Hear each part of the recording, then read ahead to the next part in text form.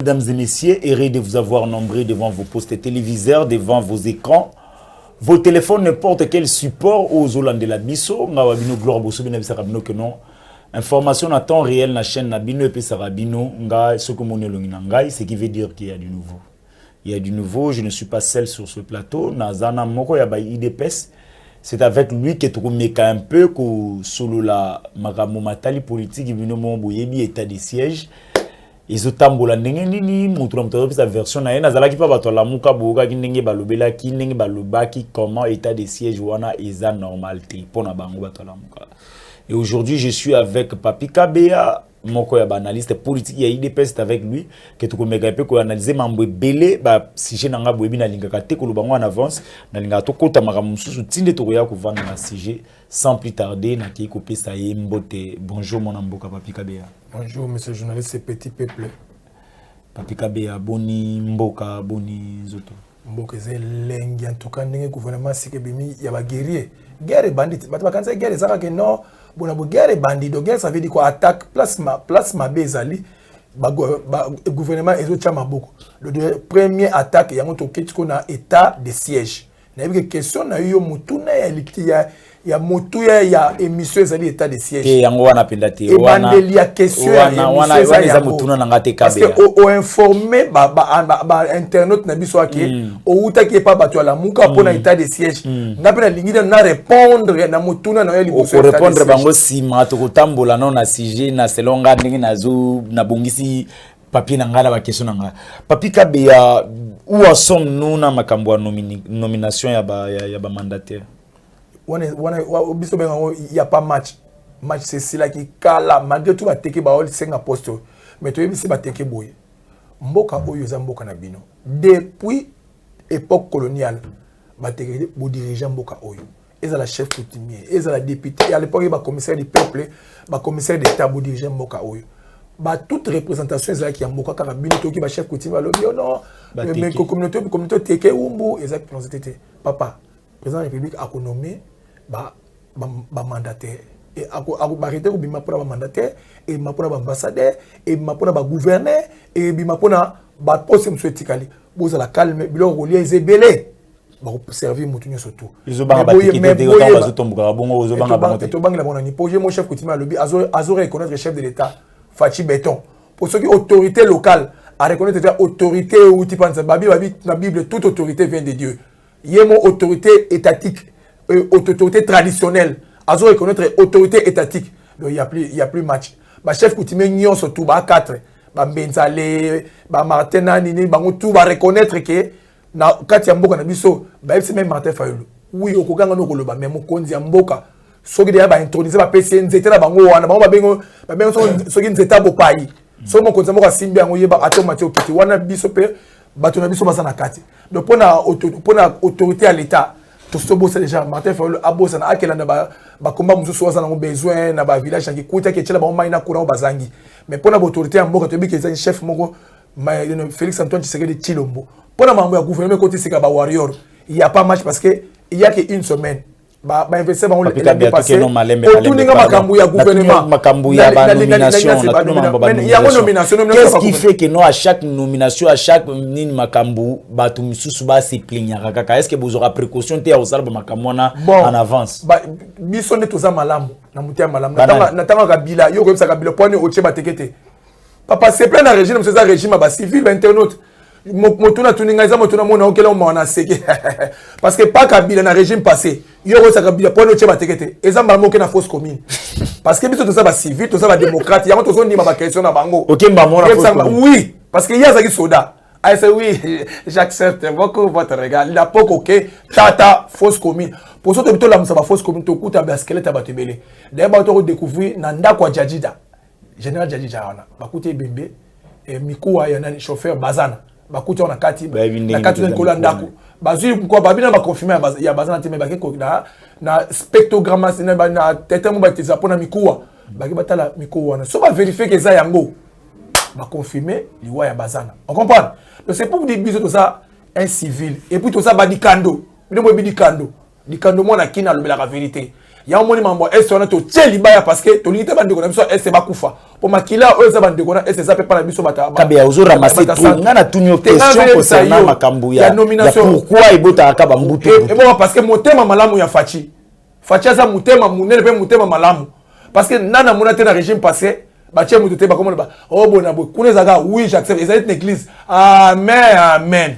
même balo parce que Fachi a fungoli ba nyonso démocratie mama makala ofinga Fachi peut-être sirena ofinga Fachi muto tchaka bampula ofinga Fachi bon ba makala ba ofinga Kabila 2010 yo finga Kabila mais c'est 2009 2010 yo finga Kabila bato makala to banomona na yebi ba masa na ngatu ya 2006 2009 ba ofinga Kabila ba miso na fausse commune ba miso ba ki na et pas Kalef pour ni Kalef Aokima procès pour ni pour ba obimisele ba tu nyonso ya kanga ba tu nyonso ya boma Aokima procès ezaki li fallait ça les 3 mai ba fokani ba ye ba 53 semaines ba boy ba bi les 10 aura été ba yebi place ça li ba lokote ko lokota makasi ba ye na ye kala wana ti le te papa ba kena na force nous sommes dans un état de droit dans un état de droit il faut d'abord qu'on se justifie. Oui, nous avons fait un appel, il y avait une invitation. Il y a une deuxième invitation. Troisième invitation, ça, il est 10. Ce qui a été, le monde entier, vous avez dit comment, dans un état de droit, on l'a interpellé judiciairement, il n'est pas venu. Cette fois-ci, la force va rester à la loi. Le côté tout le babosa pouvoir aller bosser au bateki mon panzi, de bateki bato. Toché mon panzi, tolobi bien ba poste c'est belé. Batnyo sur babota matin à comprendre aux arabes ministre. Nenga yebisi les 138 députés wana. Tama yambagi bango abini. Monsieur, nous n'avons pas fait un accord signé. Nous avons fait un accord global, un accord verbal de l'union sacrée. L'union sacrée, c'est quoi? C'est l'esprit de la vision du chef de l'État prononcée le 24 janvier qui s'est répercuté dans une union, dans la majorité qu'on appelait union sacrée de la nation. Donc tout ce que le chef de l'État avait dit, il faut transformer le Congo. Il y a un bengi bino bandeko na poto sanga na poto la vision na ngai. C'est ce qu'on appelle l'union sacrée. Donc dans l'union sacrée, quand tout ça dit vision wana, ça ne veut pas dire que mutu nyo surtout fois à la ministre, mais fois à la ministrable. On comprend. Donc miso so ba kozala na mandat, ba kozala PDG, ba DGA, ba miso kozala ba ambassadeur, ba miso kozala gouverneur. Ça ne veut pas dire que nomination nyo so fois les laté. Parce que batonyo sont au Congo wazana union sacrée bako saka na gouvernement te wana za bango bazela ba mandature musozo ya ba mandature musozo ya ba opesa bango ba choix na ba poste surtout ba gouverneur ngalo o leka ba ba ministre ba pesa gouverneur ya villa Kinshasa nenge kuimbia zaki na kalobi kuimbia samteke oyibi ngo kuimbia waza gouverneur na tango ya 1+4 ya musée soba ni ba pesa wata gouverneur ya villa Kinshasa nenge ngobila soko kana été bazela bazo na bango. J'ai dit, je l'ai confié parmi les gouverneurs, on va travailler dans RDC. Ngobila ne figure pas. Ngobila Zali. Il a associé le côté parce que qui ne peut pas se monter dans la tête. Est-ce que mon marché va venir batonga wa? De l'autre côté parce que depuis le chef d'État a Pierre Naye. Parce que Moukeba Kenaï Kuna, de Moukeba, conseiller en matière stratégique, il n'a rien trouvé. Le conseiller au président Bissou Imananani, Nabo Sankomo, Chimaka Kenaï, il n'a rien trouvé. Bypass wana il fallait ça na ngiringiri na lengesa ya on présent le 15 ans il y a moto qui te lengesa qui était là place ma travaux combien je te dis parmi les travaux les gouverneurs bazan en retard ngobila za na kati je te dis les gouverneurs vont traverser ba gouverneur ya chef de l'état za la confiance chef de l'état il ne faut absolument rien parce que ça qui chaque samedi tout ça là nous ba on est qui ne peut pas c'est tout ça là bâtiment ya musala 11 heures. Parce qu'il fallait nettoyer toutes les communes, tout ça, tout ça, c'est pour dire parmi les provinces de Sima, na Kini Mopeto, Ezali, Kinshasa. Apparemment, il est pas bon qu'il a ngobé la macambo. Tout ça, qu'il a été, tout ça, qu'il a travaillé, mais il ne figure pas parmi les travailleurs. Tout le temps, état de siège, au juste, bazo comprendre pendate papika bien. État de siège, on a objectif, na ngwezani, et puis pour esuka wapi, et puis pour quand. Merci beaucoup. Balobi na français, mon peuple est payé par manque de connaissances. L'immisanazo finga bato à la mukate, mais de CDT. Mais ils ne savent pas ce qu'ils cherchent. Babi na français, c'est pas tant aux autres, par exemple, qu'on s'opposer, ça veut dire que tu as raison. Non. Toute opposition ne donne pas gain de cause. Toute opposition ne donne pas gain de cause. Oui, vous êtes opposé. Au moins, pour les matin, il fallait me tourner ça la sous-bienté. Je m'excuse, n'a pas répété. Pourquoi me tourner ça la bienté? To bandila biloko nyonso to oya senga. Na tongo alobi A, na midi alobi B. Na bona répéter ma camion soit sala oyo sala contre mais na répéter ka oya mikolo. les samedis coulés à Sala qui marche. Est-ce que monsieur journée pour la Sala qui marche les samedis passés? Azala qui pour la Kimia na Est. Pour la Kimia na Est. Donc ça veut dire étant qu'opposant au sein de Kimia na Est. Pourquoi on installe un état de siège? On installe un état de siège quand une province, une république, un pays ou bien un territoire est assiégé soit par les rebelles, soit par des voisins, soit par des groupes rebelles, soit par des minorités, des guerriers ou des guérillas. C'est ce qu'on appelle être assiégé. Donc quand on appelle l'état de siège, ça veut dire qu'il y aura une formation d'un petit gouvernement, mais qui sera dirigé par des militaires. On commence par les gouverneurs, les vice-gouverneurs, les bourgmestres, les chefs de district, les chefs de rue et les chefs de quartier. Donc, toutes ces entités-là seront dirigées par des militaires. Pourquoi dirigées par eux? Parce qu'il y aura des informateurs. Il y aura des gens qui auront besoin des informations. Les informations, on a aidé le gouverneur pour aller repousser l'ennemi place à outil. Et Zoka, de 1 à 3, à 4, à 5, à 6, à 7 mois. Mais normalement, il est quand même 3 mois, selon la loi. Pourquoi? Parce que ça fait longtemps. Normal, ça fait autour de Mitune Zayo. Ma réponse est ça. Depuis Mobutu, époque, il y a Mobutu. Mobutu n'a pas aussi sa rébellion. Il y a une rébellion, il y a une guerre, il y a un commerce.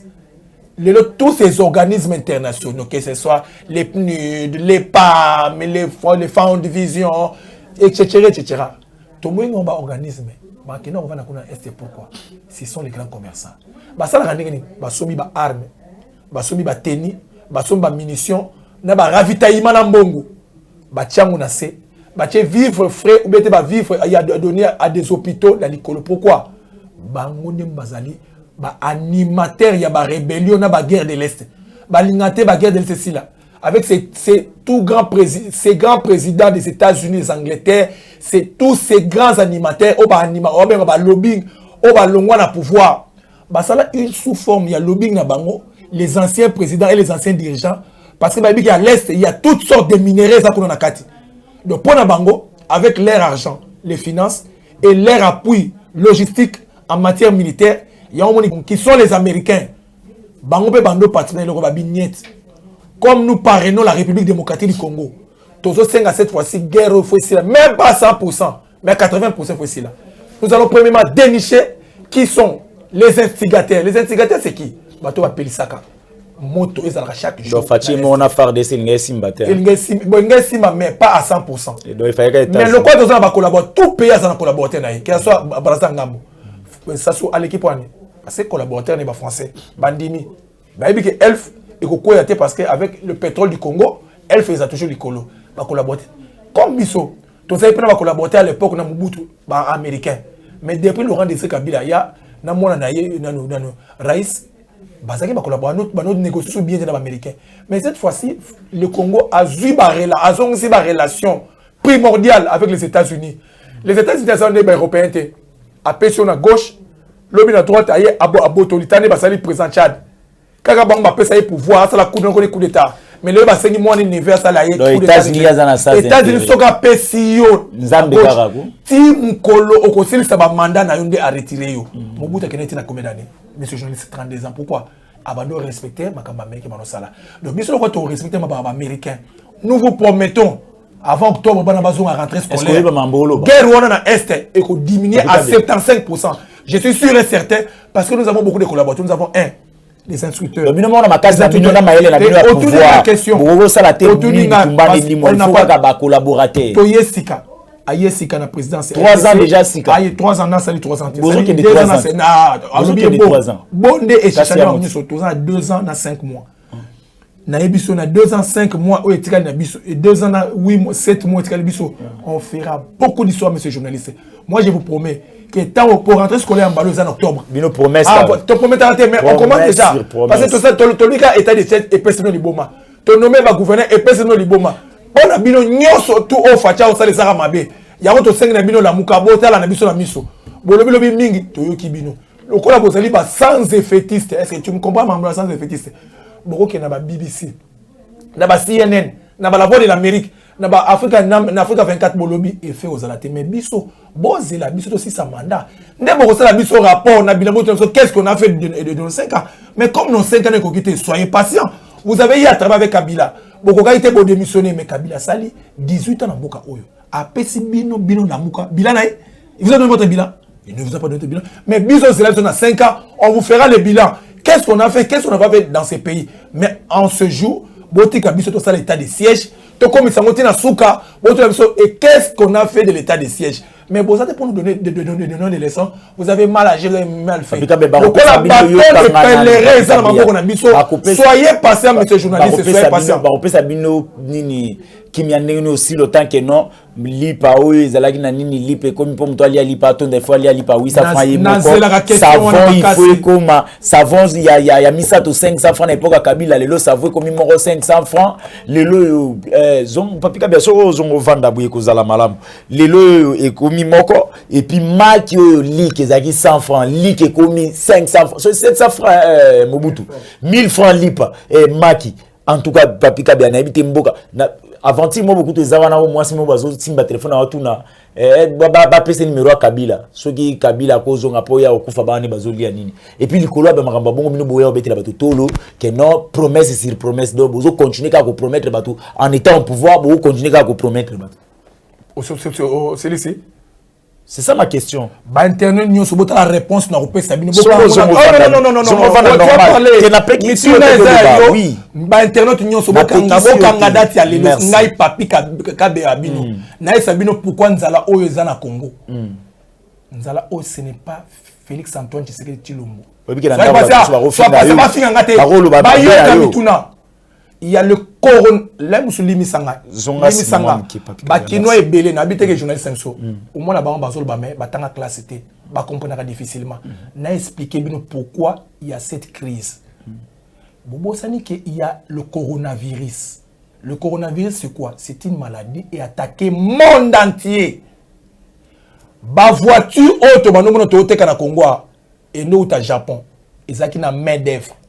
Main d'œuvre japonais ça la rasoute pourquoi bazongi sa bat na bango ba ouvrier na ndako parce que bazana coronavirus surtout ni ba jeep ya ba arrière ya ba mail ba jeep ebele mati cher pourquoi oya sana ngo asomaki 100 asomaki 50 akomo chape prix na ye tozongi na Congo biloko ya yebisinga na maki zana biloko ekota na intra maki ya solo na Congo ya la rasoute po da ipene kufa ba intra les intrants zani biloko utaka à l'intérieur na maki et utaka à l'étranger biloko wana yaka suna Congo parce que à partir du coronavirus ba main d'œuvre tout sautali na ba France na ba Allemagne na ba Belgique ba te belé ba kangi ba entreprise na ba compagnie net na France ba tout fondera mikolo ba c'est plus de 6 mois ba mso ba 3 mois ba 9 mois ça la raté si ko pas na biso un petit pays comme le Congo to ça la rata tonga te biloko nyoso utaka libanda en plein coronavirus to ko na yeb sanga biloko wana nana routine de l'ango na prix réel ayib singayi mais savon na Congo bosse ça la savon à part savon makwanza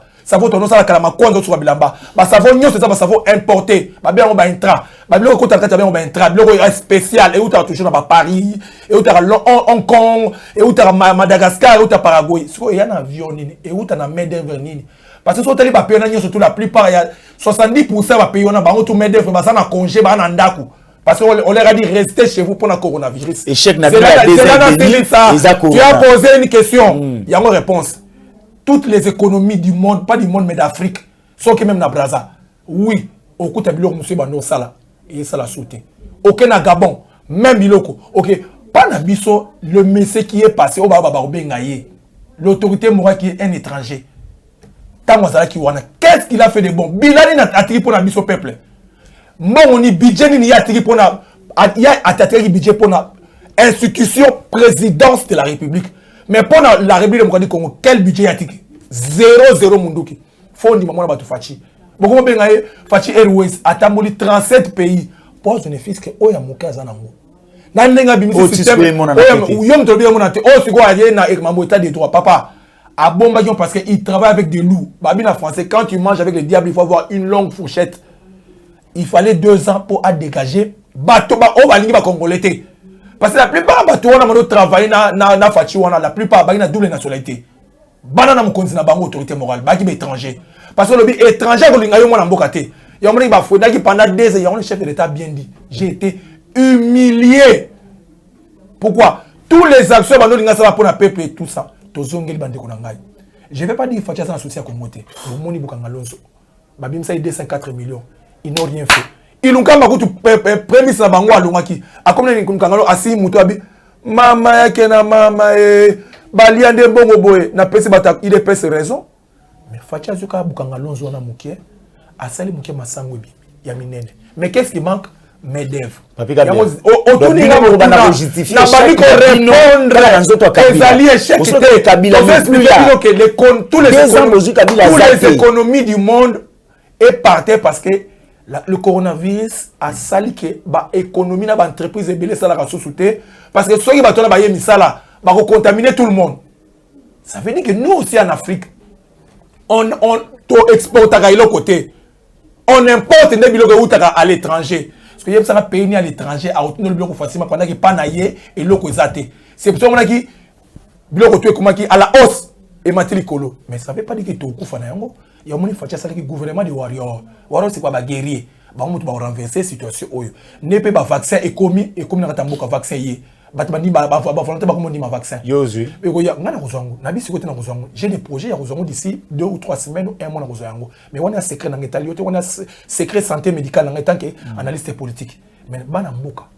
Ko le baté biloko mati pour na fachi gouvernement fachi. Nous coûter pas ko sa noter.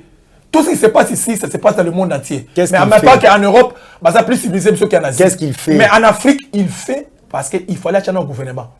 Le roi gouvernement est bimi, il y a 9 jours. Dans ce gouvernement, il y a 10 jours. Le problème est ça. Il y a 5 bango le lundi passé. Le autres allés mercredi. Donc, il y a 10 jours. Donc, pour payer ça, one month fait mon sécurité. On va rentabiliser les prix. On va verser mbongo.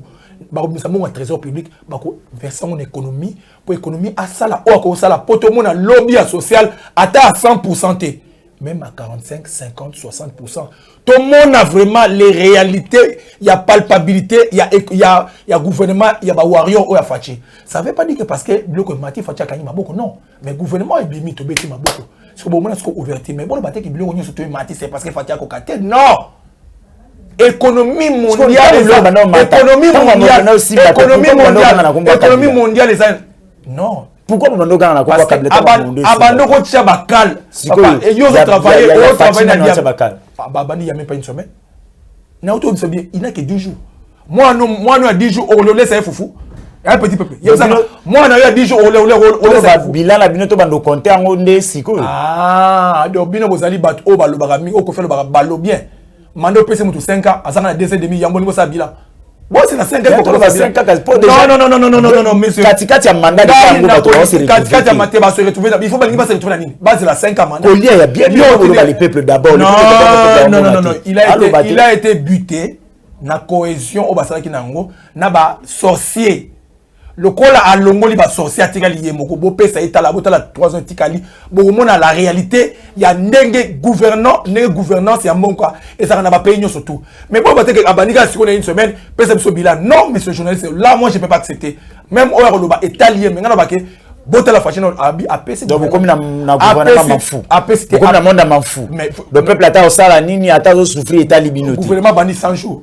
Fatia PC dans 100 jours. Abi dans 100 jours, il faut la réalisation. Il y a gouvernement au Bino Bobimi. Mais à 10 jours, même à la baguette magique, ça n'a rien à 10 jours. Merci. Motuna Nangezala qui concernait l'état des sièges. Deyo, mais Mibisoti, tu as comme place de Komiawa. Toujours en a place de Zalagi Papikabea. Parce que bateau yo boutier pour diriger banini wana kuna na mopanzi ya province wana. Est-ce que zate ba oyoyo parce que bateau wana ba basudo kuna mingi tokai ke no bango pe bazana kati ya ba collaboration na ba groupes armés wana bazana collaboration na ba Rwandais ba mutu ba osala ba geste banini wana. Est-ce que bo tali penda bien bo étudier penda bien ke bao bokoti ya kuna to ba botie kuna bazate na kati ya makambo wana oya ba collaboration wana na ba groupes armés. Pour ce que zabongo to retomber kana même eloko. Merci beaucoup mes journalistes. Nasi obi point yo benga parce que aux alakatsu na muto benga Papikabea. Tango benga naza analyste nyoso ya nzala te ya nzela. Je suis analyste politique international et d'investigation. On investigue qui et belé Alonga Boni Osoka Alonga Boni a travaillé depuis FCC Cachebandi. Le général Alonga Boni est-ce que a travaillé depuis FCC Cachebandi? Oui quand même. Le Fatia Samona Mukete c'est un président aguerri. Quand on parle d'aguerri donc Ayebi Nyonso Azana Mayela Ayebi qu'est-ce qu'il est en train de faire? Baché des généraux des lieutenant Mona sous lieutenant Moko. Baché général Moko gouverneur vice-gouverneur la police wana Msuna Ituri baché gouverneur sous lieutenant wana Msou sous lieutenant il y a la police. Ça veut dire quoi? Bato baché wana nanu ba travailler na STT. Donc ce sont les gens qui viennent d'arriver à peine na ST. Tu comprends? Il y en a rappelé bato que bato bazoya leona poko to lobby. Ce sont les gens qui n'ont pas travaillé na ST. Bah beta dossier monté. Bah beta dossier mo ya STT. Donc ne ba ke opération Sokola. Sokola Rwanda, Sokola Burundi, Sokola Uganda, Sokola o ya zana makolona ye o azongi na Rwanda te. Soki andimi akende akena nenga maleme na mboka na Rwanda, Burundi, Uganda, Tanzanie. Mais soki azana sol congolais Sokola ya kende. Parce que to lingi d'ici mois septembre, bana bazo en classe na est normal. Noël il y a le 25 décembre ba fêter titongo ça. Bonne année le 31 décembre, bana so ba fêter. To lingi so buzo baté parce que biso ngabe ngo gete. Ngabe ngo commerce. Organisme yena bateni. Généraux aye na ba armes, député aye na ba munitions. Bandandi ndamundandi wa otonga ba immeuble aye na ba oyo ya omone bono sala bango. Mais cette fois-ci on vous promet la riposte sera fulgurante. On vous promet que la riposte sera fulgurante. Pour nani ba yaka ba lokitote. Au moins lokito job nani Donald Trump ba beta ba syrien faut ba yokango ba arme non conventionnelle parce que ce sera une première. Nazo senga bino ba journaliste o lokola ngai ba analyste ba journaliste o bosaka be mission ba Canal France ba Africa News. Tant ba congolais ba kufa na est kono ba ngo mingi te bo sala ngo publicité mais tant ba ennemi ba Rwandais ba Burundais ba Tanzanie ba kufa et comment en territoire de la République démocratique on est en train de tuer les Rwandais et les Burundais mais qu'est-ce qu'ils sont venus faire dans les territoires congolais pendant qu'on les avait dit de dégager mais ba vandi ultimatum donc ezabi sauté cette fois-ci la guerre doit rentrer d'où elle est venue donc ba Rwandais ba mi bongisama soki ke ba ozong sabango ba ozong sabango ba utu na bango ba ozong akuna na Rwanda ba Burundi soki ba tuti na bango ba ozong sabango kuna ba Uganda ba ozong sabango na ba Tanzanie donc to lingi territoire congolais et tika ndenge zali parce que le président de la République a ça di kando donc il faut ba di kando be bazana ese ba vivre ba fêter ba sepela to boyke comment guerre ndenge nini ezalaka na Congo ça fait 30 ans ou 40 ans mais na ba Rwanda Burundi guerre ngo ezalaka te guerre ngo ezalaka imposée par batona na Congo moi que ezagé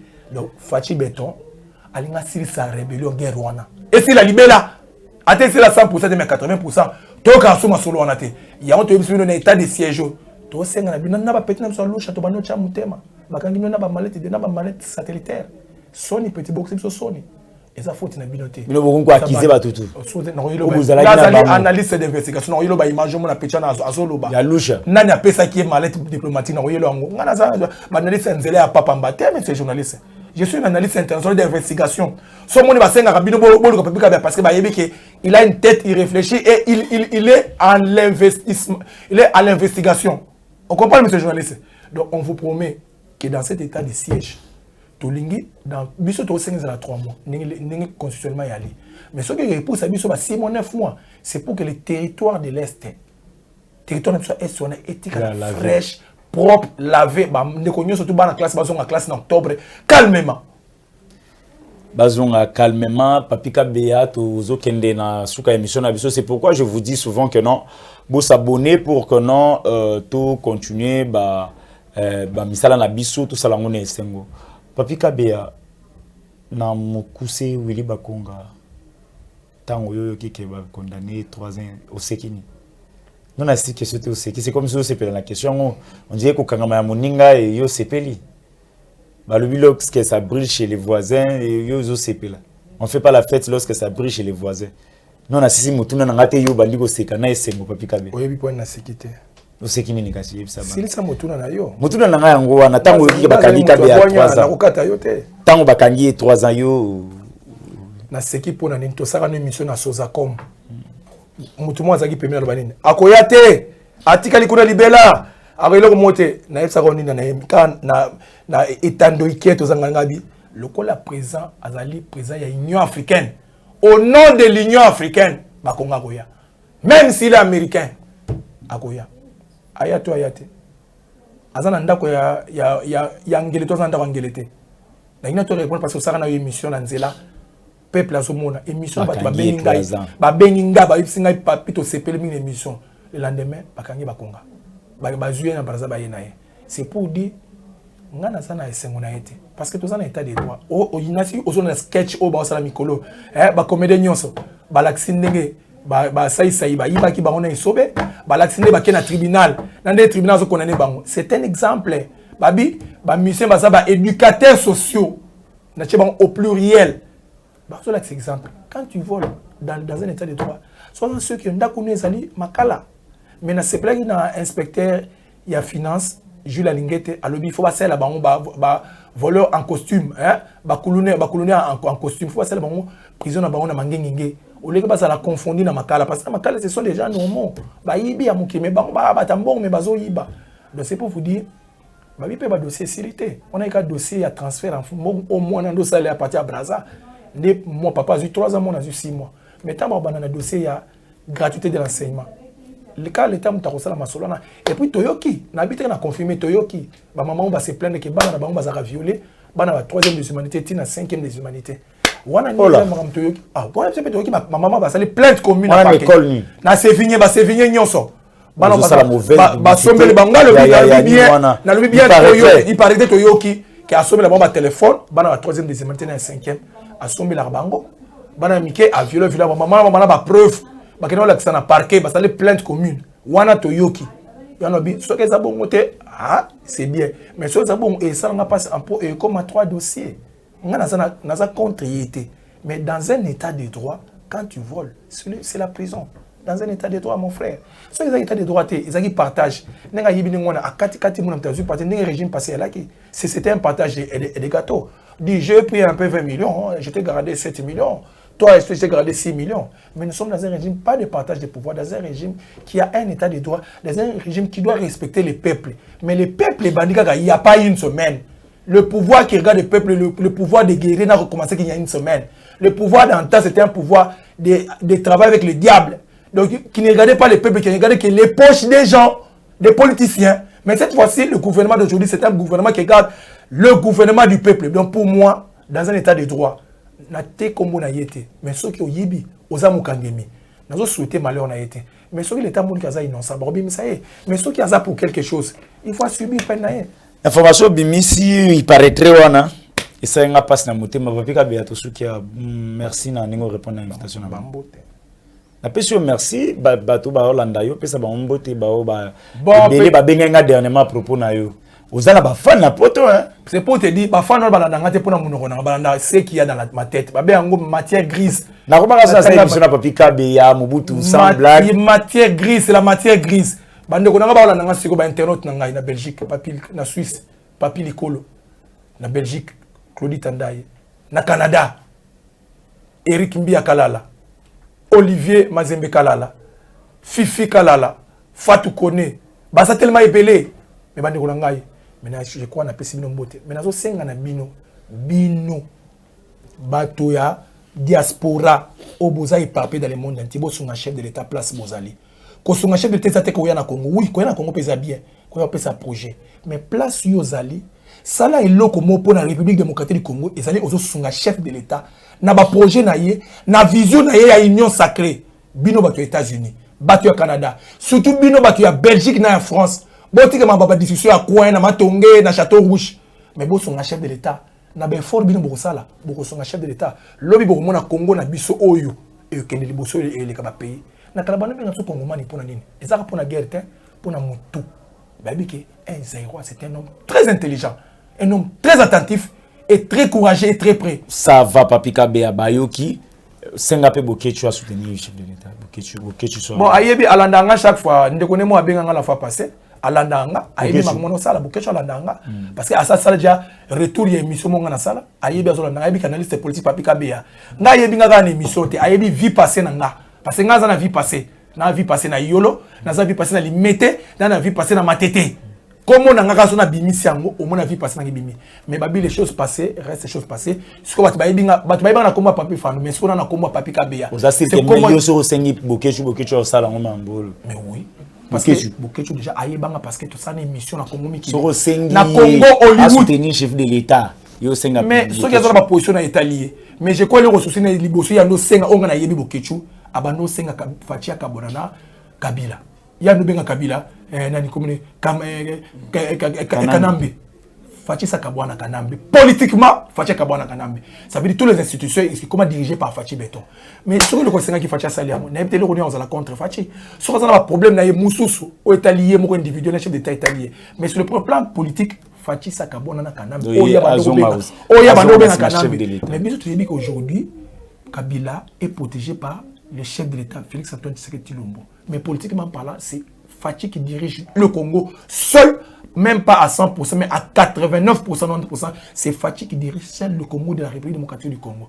Donc, bref, je suis là, Papi Kabia, à votre disposition.